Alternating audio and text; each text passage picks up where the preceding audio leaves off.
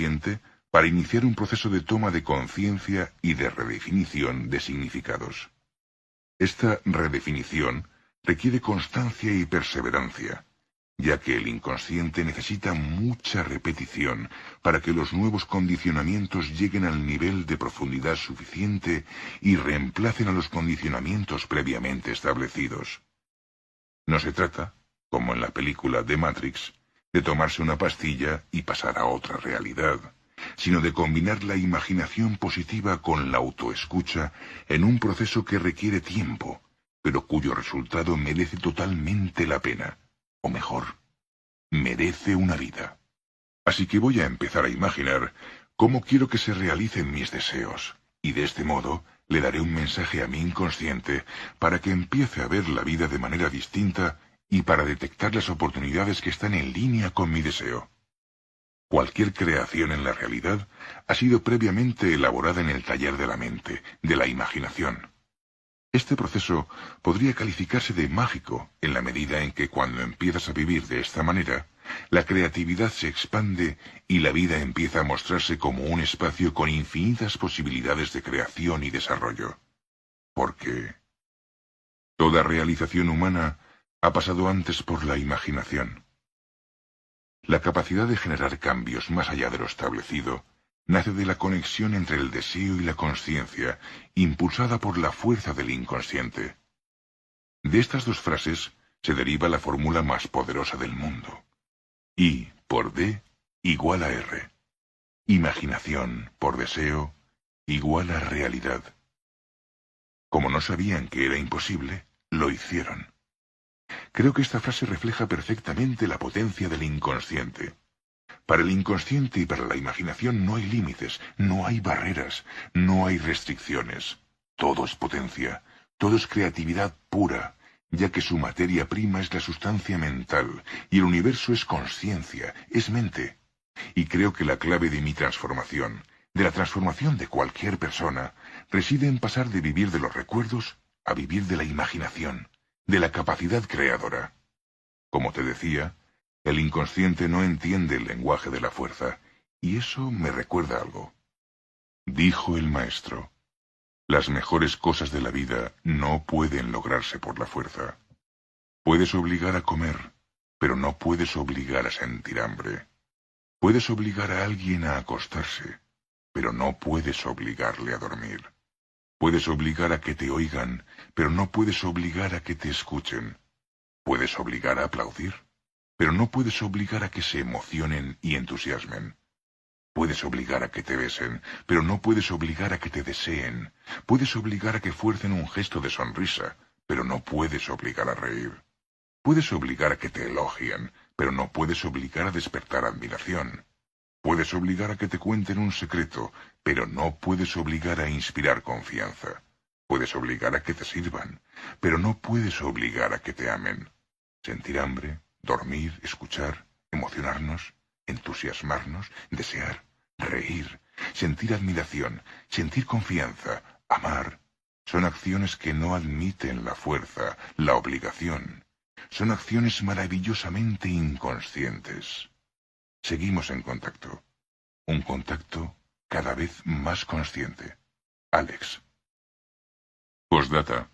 A veces a los intrépidos, a los que arriesgan, a los que rompen una pauta, a los que van a la contra, a los que hacen las cosas de una manera diferente, a los que se permiten mirar de una manera distinta, a los que se escuchan de verdad, a los que viven su vida y, por cierto, dejan que los demás vivan la suya, a los bohemios, a los rebeldes, a los que van en contra del sistema, a los que hacen lo que les apetece y disfrutan con ello sin hacer daño a los demás. A todos ellos se les insulta diciéndoles que son unos inconscientes, cuando probablemente son los más conscientes, los que están más en contacto con su verdadero yo y se dan el permiso de expresarlo.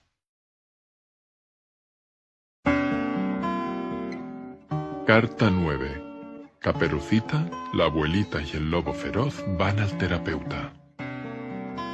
El reconocimiento de que tú eres la causa y no el efecto hará que no tengas más miedo. Sentirás una nueva sensación de poder. Robert Fisher, el caballero de la armadura oxidada. Apreciado jefe, donde quiera que estés. He decidido comunicarme con mi inconsciente para empezar a vivir mi vida de un modo distinto a como la vivo hoy. Pero hay un pequeño problema. No sé cómo hacerlo. Lo ideal, pienso, sería solicitar ayuda a alguien que me merezca confianza, que esté dispuesto a escucharme, sin juzgarme. Esto es fundamental, sin que me sienta juzgado. Alguien que me permita expresar todo lo que pienso, todo lo que siento, mis temores, mis fantasías, lo que creo que son mis límites, sin sentirme amenazado por su reacción, por su rechazo, por su burla. Yo pensaba que esa persona podría ser tú, pero no sé si me escuchas. ¿Dónde estás, jefe? ¿Por qué no das señales de vida? Si no puedo contar contigo, ¿a quién puedo recurrir? Se me ocurre una posibilidad. Pedir ayuda a un profesional, o sea, un terapeuta, consultor personal, coach, psicólogo, orientador. Alguien, en definitiva, que realmente me escuche con interés, que me genere confianza, que me permita mostrarme libremente. Este alguien me acompañará en el camino de búsqueda hacia ese interior que no ha salido porque no ha encontrado el espacio, el lugar ni la forma para hacerlo. Así, progresivamente, iré viendo las cosas de una manera distinta e imaginando nuevos posibles escenarios en los que ubicarme de forma más cómoda. Muchas personas creen erróneamente que solo van al psicólogo o piden ayuda los que están fatal, locos de atar, locos perdidos. O que pedir ayuda es un signo de debilidad, es reconocer que uno se ha roto bajo la presión. Para muchos, ir a ver a un psicólogo o a cualquier profesional que te invite o acompañe a navegar dentro de ti, implica asumir que algo he hecho mal, que no soy perfecto, perfecta. Dudan y se preguntan, ¿qué van a pensar de mí si me ven salir de esta consulta? Quizá van a pensar que soy un pervertido, un adicto, un infeliz, un inseguro, que soy débil, que lloro, que no soy fuerte, que no estoy seguro de mí, que tengo dudas, que tengo miedos, que me cuestiono a mí mismo.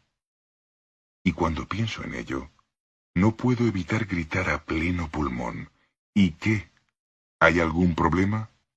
El que esté libre de pecado, que tire la primera piedra.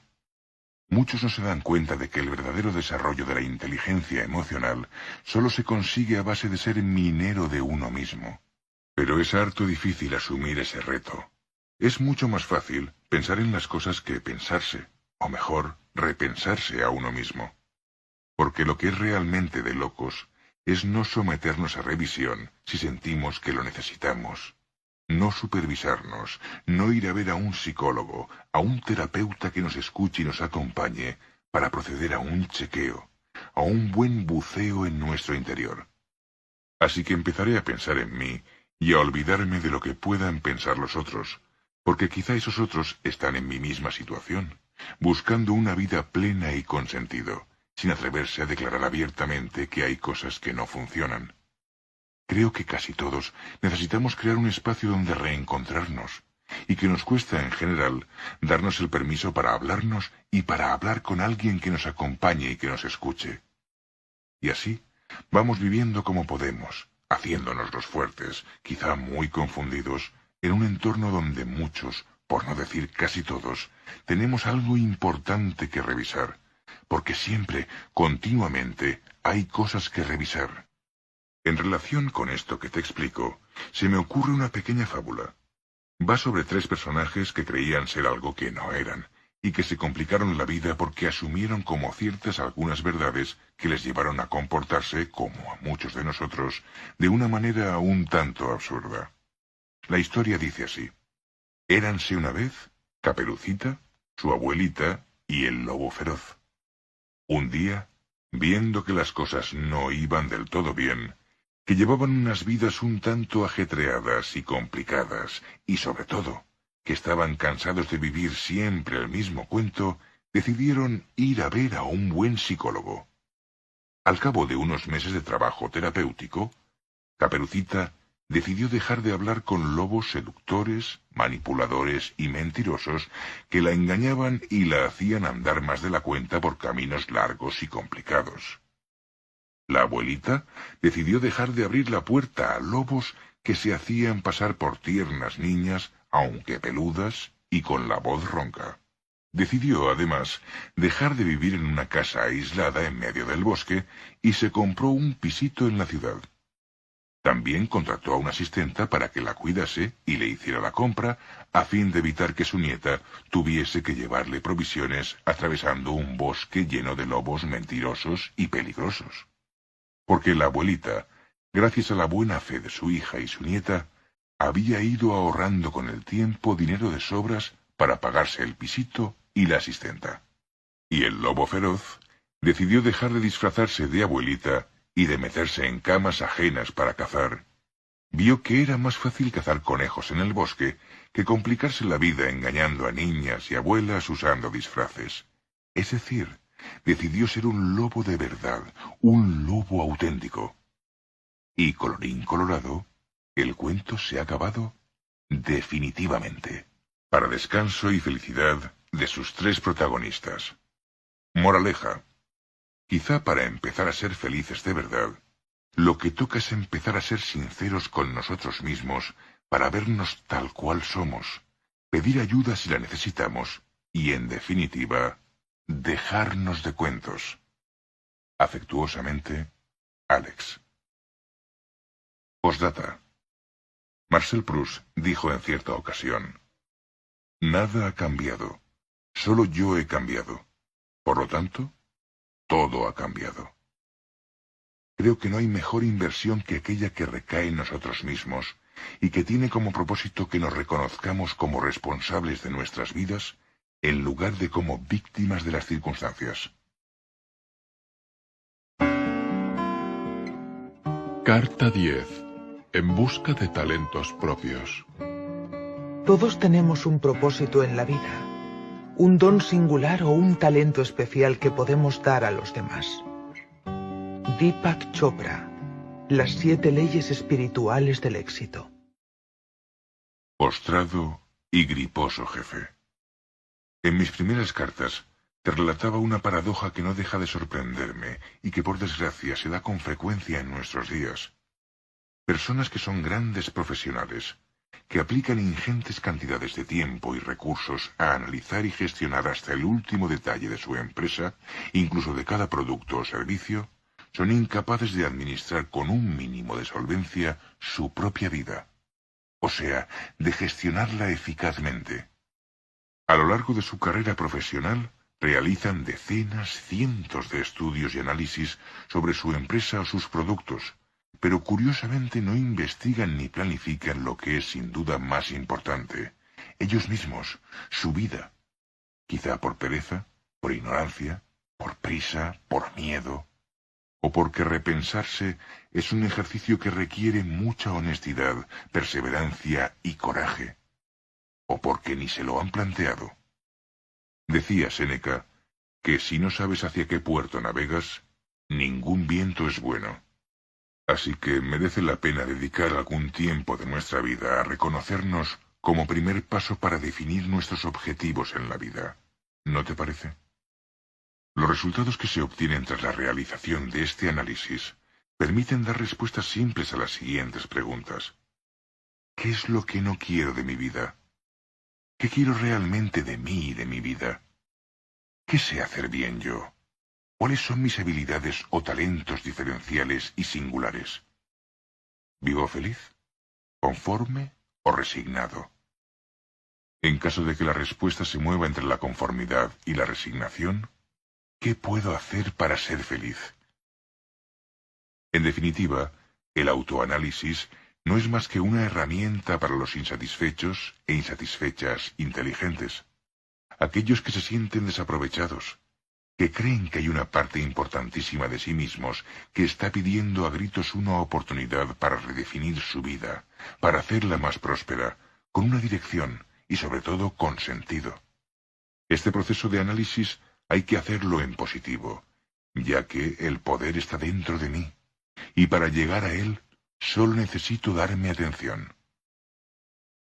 Se trata de buscar e identificar nuestras fortalezas, incluyendo las habilidades olvidadas. No se trata de luchar contra las debilidades, sino de transformar y hacer crecer las habilidades positivas, actualizando su potencial, las que tenemos y las que tuvimos, pero descuidamos. Vamos a desempolvarlas y ponerlas en forma en nuestro yo, aquí y ahora. Ello nos hará tomar conciencia de que somos mucho más capaces de lo que creemos. Tan solo se trata de que recordemos y actualicemos ese potencial. Por tanto, hay que desbloquear habilidades que quedaron encerradas en la caja del olvido por la rutina, por las circunstancias de la vida, por la repetición continua de las mismas funciones en el mismo puesto de trabajo o en puestos de trabajo muy similares.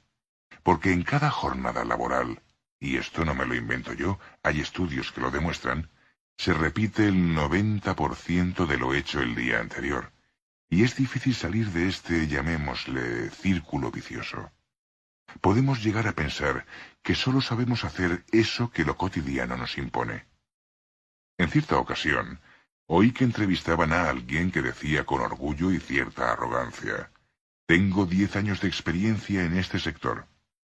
A lo que su inteligente y rápido entrevistador le dijo una vez completada la entrevista y visto su currículum: «Permítame que le rectifique. Más que 10 años de experiencia, usted tiene un año de experiencia repetido 10 veces». Centrémonos, por lo tanto, en nuestros aspectos positivos y sobre todo en aquellos que nos diferencian, porque son los que nos permitirán ocupar una posición clara y diferenciada, tener visibilidad para los demás y manifestar el ser único y singular que cada uno de nosotros tiene en potencia.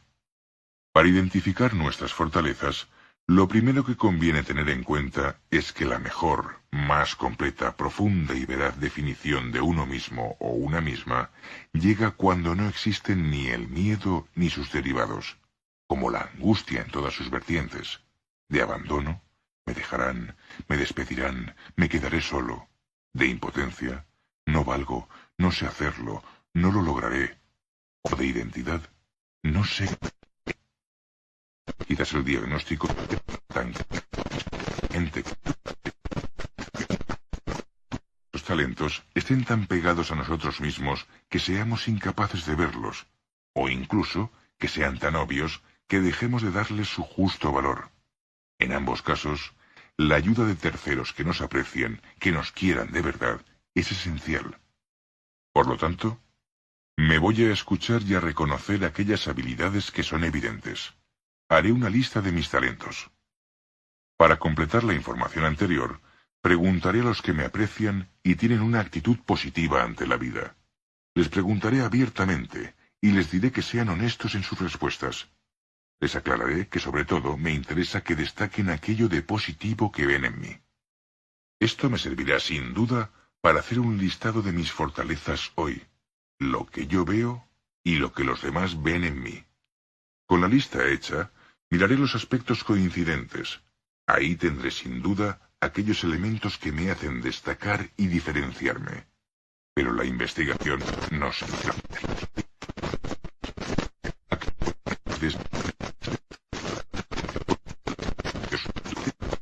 en menor medida.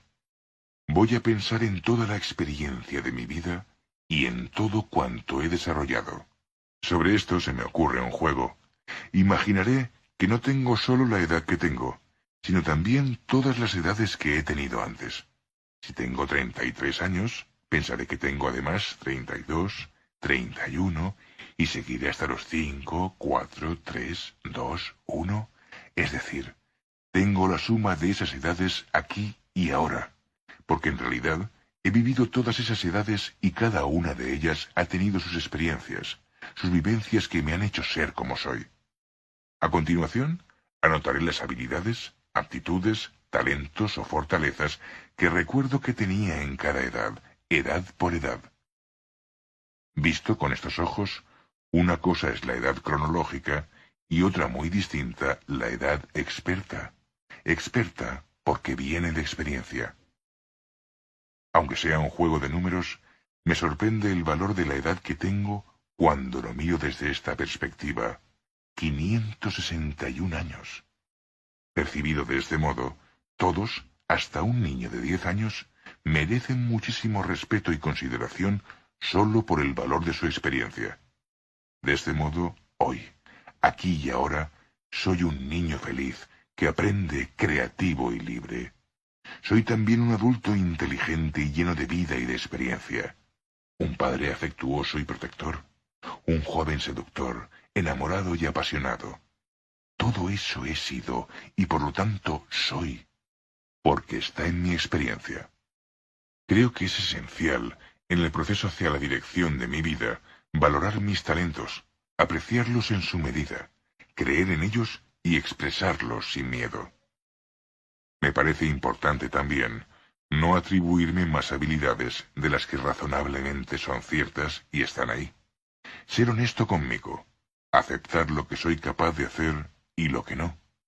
Como me dijo una vez un amigo inglés, "Be the best of you, not better than you", que se podría traducir como, sé lo mejor de lo que eres y no aparentes ser más de lo que puedas ser.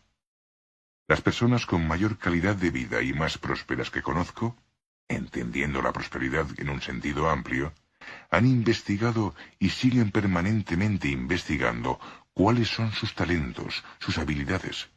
Han identificado sus propósitos personales y se han puesto a trabajar en esa dirección, siempre teniendo en cuenta el sentido de la utilidad de su trabajo para los demás y para ellos mismos.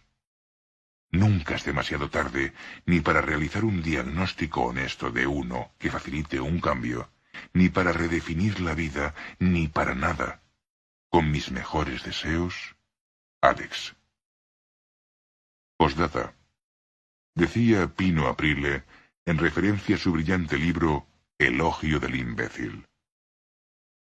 Disuadidos de pensar, educados en deseos que nos han sido impuestos y que son idénticos a los del vecino, somos el producto de un largo proceso evolutivo dirigido a reprimir la obsoleta y molesta inteligencia.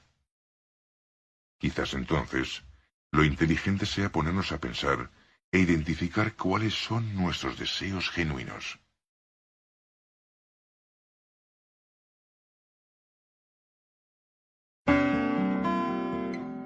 Carta 11.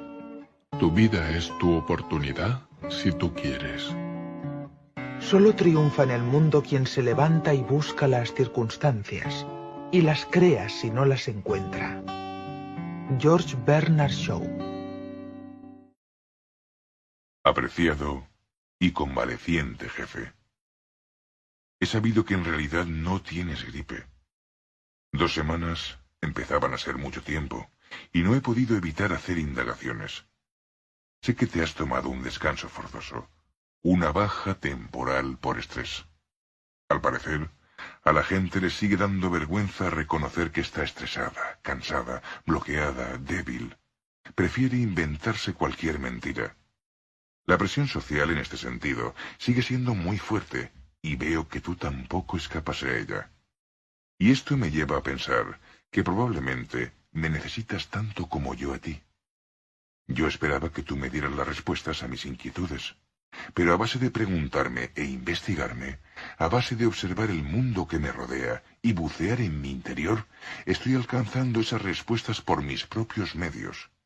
Voy a seguir compartiendo este proceso de búsqueda y reflexión contigo, pues veo que a los dos, y quién sabe si a más gente, nos puede ayudar a ser más felices, o sencillamente felices.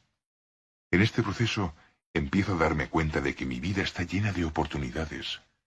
He perdido el miedo y cada vez estoy más convencido, como te decía en una carta anterior, de que soy yo quien lo acerco y lo alejo todo de mi vida, quien acerco y alejo las oportunidades. El diccionario define oportunidad como conveniencia de lugar y tiempo. Y esta conveniencia para tener la vida que deseamos existe aquí y ahora, y puede ser creada por nosotros mismos. Apreciado jefe, si hay cosas en tu vida que consideras inoportunas, que crees que deben cambiar, plantéate seriamente en qué medida eres tú el que decides que se mantengan ahí. Porque vivir con circunstancias inoportunas es molesto, incómodo y sólo comprensible bajo un esquema muy neurótico y masoquista. Vivir rodeado de circunstancias inoportunas es también la excusa ideal que tienen muchos para no abandonar su posición de víctima y manifestar permanentemente los síntomas de una victimitis con la que se acaban sintiendo de manera constante, jodidos pero contentos. Algunos de los síntomas más evidentes de la victimitis son la queja continua sobre la vida y los demás, la sensación de vivir como resultado de las circunstancias más que como generador de ellas, el uso frecuente, a veces permanente, de los demás como muleta o paño de lágrimas. Una visión dura y difícil de la vida, donde hay muchos más enemigos y amenazas que amigos y oportunidades. Y la dificultad para experimentar placer, entre otras. Una de las principales causas de infelicidad que hay en el mundo es el secreto placer que a veces encontramos en sentirnos miserables. Como dice el chiste, ¿por qué no sales y te diviertes, cariño? Sabes perfectamente que nunca disfruto divirtiéndome. Uno puede elegir el tipo de vida que quiere vivir, y en definitiva, dejar de sufrir victimitis. De hecho, siempre hay una oportunidad para deshacernos de la vida que nosotros mismos hemos complicado, para tener la vida que deseamos y que nos espera. Algunas personas no saben ver sus oportunidades y, por el contrario, ven constantemente terribles amenazas. Las amenazas son, salvo en el dramático caso de que sean claramente explícitas y directas, como las que nacen del terrorismo, por ejemplo, una cuestión de percepción y, sobre todo, de interpretación de la realidad que a cada uno le rodea. La vida no amenaza, la vida ocurre. Los hechos son neutros y cada cual les pone el color que quiere. O como dice un genial aforismo tibetano, no hay situaciones desesperadas, solo personas que se desesperan. De hecho, uno puede resignificar toda experiencia vivida, incluso la que ha sido interpretada como amenazante, y darle un nuevo y completo sentido. Un sentido de aprendizaje, de experiencia. Por tanto, vivir las circunstancias como amenazas o como oportunidades es una elección. Lo que vemos es lo que vemos, no lo que es. En la percepción juegan sobre todo nuestros sentidos y el patrón psicológico y cultural en el que hemos sido formados. Lo que para algunos es un reto, para otros es una dificultad insuperable. Lo que la gente llama aglomeración en un tren se convierte en ambiente en una discoteca.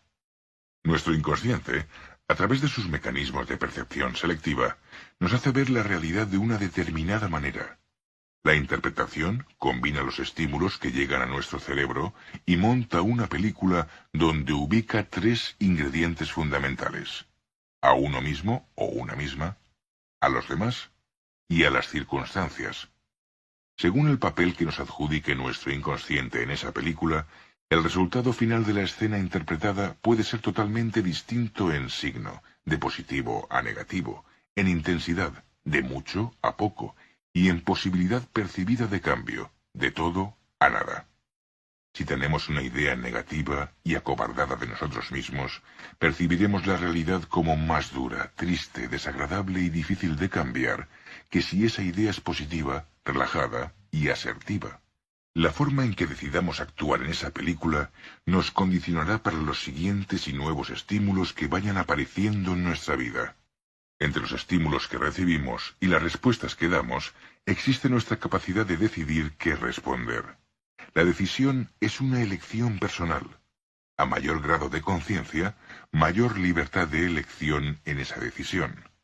Por lo tanto, cuanto más se abren los ojos de la mente, más posibilidades hay de resignificar nuestro ser, la vida, las experiencias y a los demás, de modo que las amenazas vayan convirtiéndose progresivamente en oportunidades. Para quitar la sábana y las cadenas a las amenazas fantasma, solo tenemos que cambiar nuestro chip, nuestra actitud, nuestra manera de ver el mundo. Y escucharnos. Hacer un análisis de nuestras habilidades y talentos es una pieza clave para la conversión de amenazas en oportunidades. Así que voy a empezar a sustituir el «si no lo veo, no lo creo» por el «si no lo creo, seguro que no lo veré». Es decir, decido crear mis propias oportunidades. Las oportunidades no son solo fruto del azar, sino que pueden crearse. Y para crearlas, tenemos que saber lo que queremos y expresar ese deseo. Con mucha más frecuencia de la que cabría esperar, seguimos actuando como bebés y creemos que los demás son como nuestra mamá, es decir, que adivinan nuestros deseos. Y nos olvidamos de que si queremos algo, si consideramos además que lo merecemos, tenemos que pedirlo. Un buen amigo mío es un gran compositor musical y poeta, un auténtico genio de 35 años. Su sueño hasta hace poco era que sus letras aparecieran en las canciones de un renombrado y admiradísimo solista a nivel internacional. Un día, en la conversación que acompaña a una buena comida, me manifestó su deseo.